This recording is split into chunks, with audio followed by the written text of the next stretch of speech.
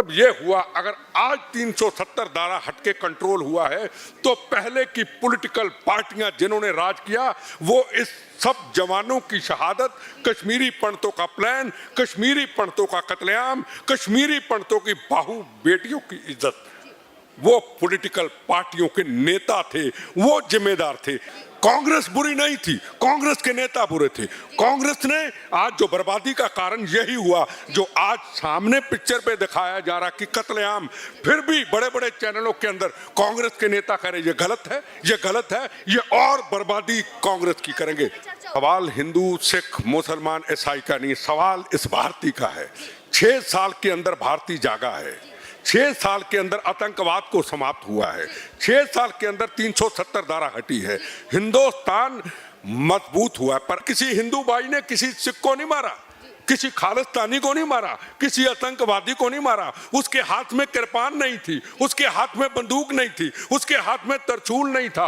कश्मीर के अंदर किसी के हाथ में कृपान, तरचूल नहीं था, फिर भी मार दिया। फिर भी हिंदू भाई कहता है आप हमारे भाई हो, हमारा आपका एक अटूट रिश्ता है, आप फिर भी सुधरने को तैयार नहीं। ये कल की बात है पंजाब के अंदर कि क्या हिम्मत है, रिलीज होनी चाहिए बच्चा। मैं 15 साल बाद सिनेमा हॉल में आया हूँ, बॉर्डर पिक्चर के बाद मैं पहली बार सिनेमा हॉल में आया हूं, पहली बार।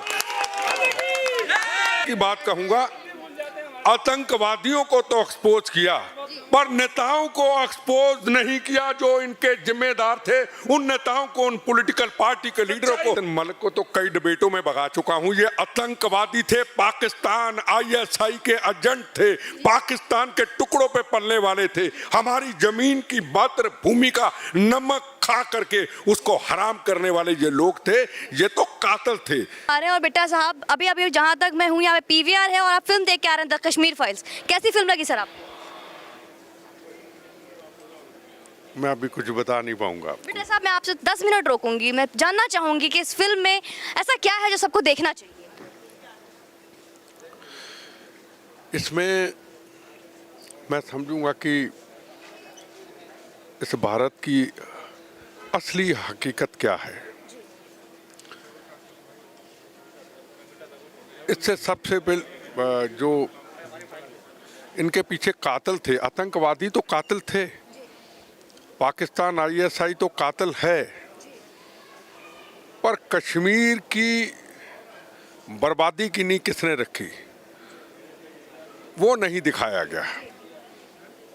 बेटा साहब, आज़ादी के बाद की बात है, ऐसा नहीं है कि आज़ादी से पहले की बात है। 30-32 साल देश आज़ाद होने के बाद की सारी बातें हैं। कहाँ थी सारी मीडिया, कहाँ थे वो पॉलिटिकल चैनल्स, कहाँ थे सारे वो मुद्दा है जो हर एक छोटी चीज़ के आज इतने बड़े मुद्दा बना दिया जाता है। किसी को एक ईश भी नहीं हुआ, कुछ आ भी नहीं भरा किसी ने, बोला रातों रात बस कश्मीरियों का मन किया चले गए उठकर। क्या सच्चाई है इसकी? सच्चाई ये थी कि हकीकत किसी भी पॉलिटिकल पार्टी ने और सरकारों ने दिखाई नहीं। जो मैं देख रहा था पिक्चर में, हकीकत जो रोल था आतंकवादी था वो एक्चुअली यातिन मलिक था, जो मैं रोल देख रहा था। पर हमने कभी ये सोचा ही नहीं और अभी तक वो पिक्चर सामने आई नहीं किसके जिम्मेदार कौन पॉलिटिशियन थे। सवाल पॉलिटिकल पार्टी का नहीं है, सवाल उस वक्त के गलत फैसलों ने इतनी बड़ी कश्मीरी पंडितों की बर्बादी की, इतने जवान शहीद हुए, इतने तिरंगे झंडे का, भारत माता का अपमान हुआ। अगर पंडित जवाहरलाल नेहरू चाहते तो आज ये कश्मीर की हालत ना होती। अगर कांग्रेस के हमारे लीडर उस वक्त चाहते तो आज पंजाब की ये हालत ना होती, पंजाब में 36,000 बेगुनाहों का कत्लेआम ना होता। सबसे बड़ी बात जरूरी है कि इन कातलों के पीछे क्या पॉलिटिक्स चलती रही, क्या दोस्तियां चलती रही, क्या मेहमान नवाजी होती रही। आपने देखा कि आज से 7 साल पहले यही आतंकवादी यातिन मलिक जो दिखा रहे हैं आप, ये यातिन मलिक है, इसको कई बार मैं देख चुका हूं। ये लाल कारपेट के साथ इनको दिल्ली में स्वागत किया जाता था, डॉक्टर मनमोहन सिंह जी से मिलाया जाता था, 5 स्टार होटल में ठहराया जाता था, बुलेट प्रूफ गाड़ियों में लेके आया जाता था। यही आतंकवादियों को ये 6 साल के बाद 370 धारा हटने के बाद कश्मीर का इतिहास बदला है। अगर आज 370 धारा हटी है, आज अगर कत्लेआम बंद हुआ है, आज अगर तिरंगे झंडे का अपमान बंद हुआ है, आज अगर जवानों के ऊपर पत्थर चलने बंद हुए हैं, तो पहली की पॉलिटिकल पार्टियों ने ये क्यों नहीं किया? हमारे कश्मीरी पंडित प्लान ना होते, हमारे कश्मीरी पंडितों की बाहू बेटियों का अपमान ना होता, हमारे जवानों की शहादत ना होती। पहली पॉलिटिकल पार्टियां क्या करती रही?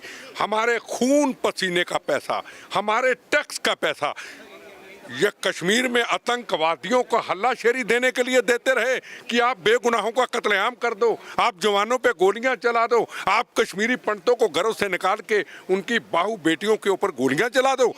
तो इसका मतलब ये हुआ, अगर आज 370 धारा हटके कंट्रोल हुआ है, तो पहले की पॉलिटिकल पार्टियां जिन्होंने राज किया वो इस सब जवानों की शहादत, कश्मीरी पंडितों का प्लान, कश्मीरी पंडितों का कत्लेआम, कश्मीरी पंडितों की बाहू बेटियों की इज्जत, वो पॉलिटिकल पार्टियों के नेता थे, वो जिम्मेदार थे, चाहे दिल्ली था। एक तरफ जहां पर ये हमने देखा कि मनमोहन सिंह जी से हाथ मिला रहे हैं, 5 स्टार होटल में इंतजाम किया जा रहा है, इतने एक नरसंहार को देखा हमने, एक नरसंहार करने वाले को स्वागत मिल रहा है। दूसरी तरफ कल कांग्रेस कर्नाटक से मैसेज आता है, एक ट्वीट आ रहा है कि ये सारी बातें झूठी है, अफवाह है, फिल्म में जो दिखाया जा रहा है सब अफवाह है और 15,000 लोग मुसलमान मारे गए हैं।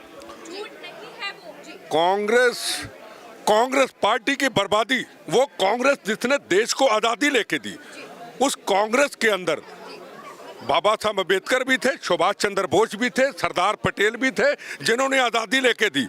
कांग्रेस बुरी नहीं थी, कांग्रेस के नेता बुरे थे। कांग्रेस ने आज जो बर्बादी का कारण यही हुआ जो आज सामने पिक्चर पे दिखाया जा रहा कि कत्लेआम, फिर भी बड़े बड़े चैनलों के अंदर कांग्रेस के नेता कह रहे ये गलत है, ये गलत है, ये और बर्बादी कांग्रेस की करेंगे। संसद ने भी चर्चा उठा, प्रधानमंत्री ने भी इस पे आवाज उठाई, इसके बारे में बात की। तो ये सारे मुद्दा आज किस तरीके से पॉलिटिकल बातें बनती जा रही है, कंट्रोवर्सी होती जा रही है। सिनेमा घरों में अभी मैंने देखा भारत माता के जयकारे आ रहे हैं, भारत माता के नारे लग रहे हैं। तो ये क्या देश की भावनाएं जाग रही है, क्या हिंदू जाग रहे हैं? सवाल हिंदू, सिख, मुसलमान, ईसाई का नहीं, सवाल इस भारतीय का है।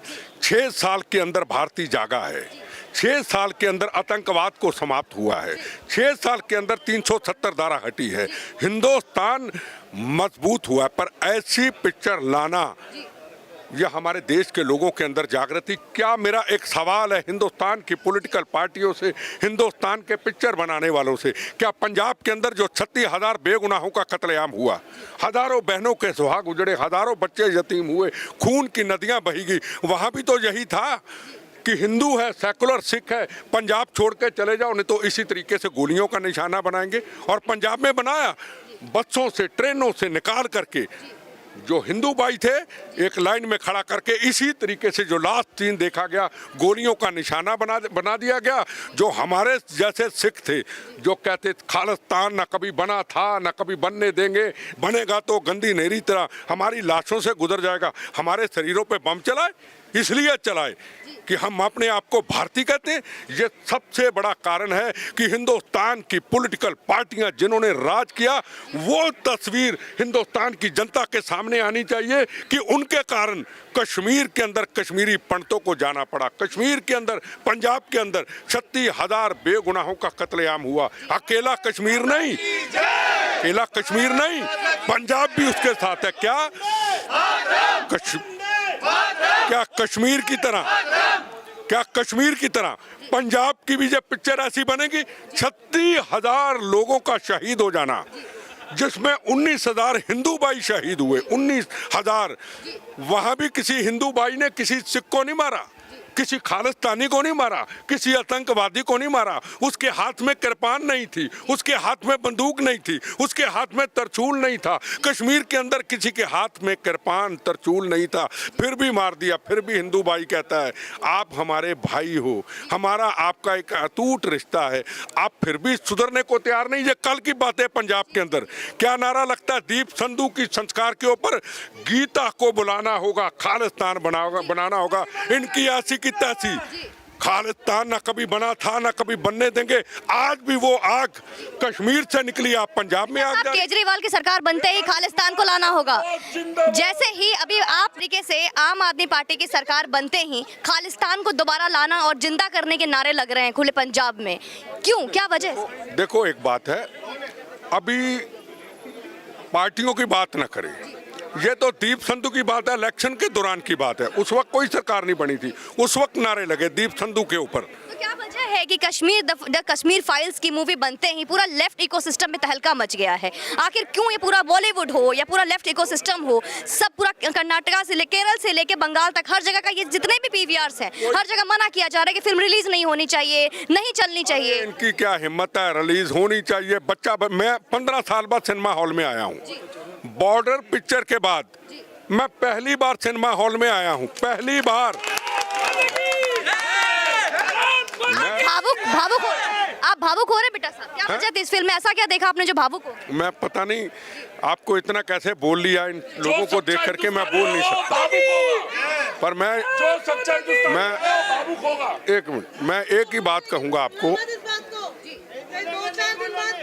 एक मिनट, मैं एक ही बात कहूंगा, आतंकवादियों को तो एक्सपोज किया पर नेताओं को एक्सपोज नहीं किया जो इनके जिम्मेदार थे।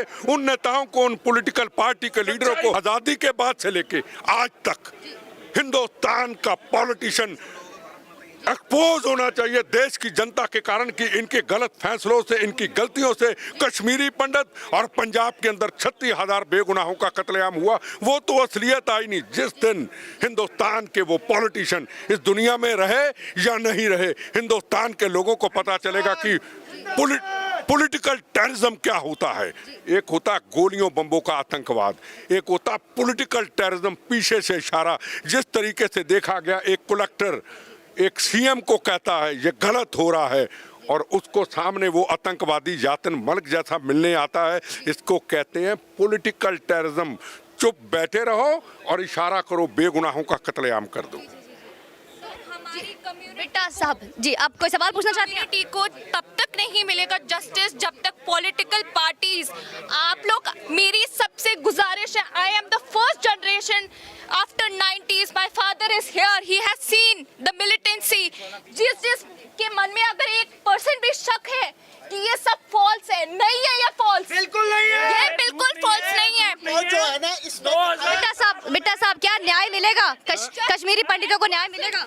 देखो, अन्याय कश्मीरी पंडितों को उस वक्त मिलेगा, 370 धारा हटी, ये बहुत बड़ा नरेंद्र मोदी जी का फैसला है। कुछ ना कुछ तो उन्होंने किया है और आखिर में उनके हाथ में, अनुपम खेर जी के हाथ में तख्ती थी 370 धारा, वो तो हुआ है, पर असली इंसाफ उस वक्त मिलेगा जिस दिन हिंदुस्तान की पॉलिटिकल पार्टियां आजादी से बाद से लेके वो नेता जिनकी गलतियों से ये आतंकवाद आया, बेगुनाहों का कत्लेआम हुआ, कश्मीरी पंडित प्लान हुए, वो एक्सपोज जब तक नहीं होंगे इंसाफ ना मिला है ना मिलेगा। बेटा साहब बुरा मत मानिएगा कि जिस तरीके से हमने आज जो भी देख रहे हैं हम, क्या वो आतंकवादी थे या वो सिर्फ और सिर्फ एक जिहादी थे या एक समुदाय से थे या एक धर्म से थे?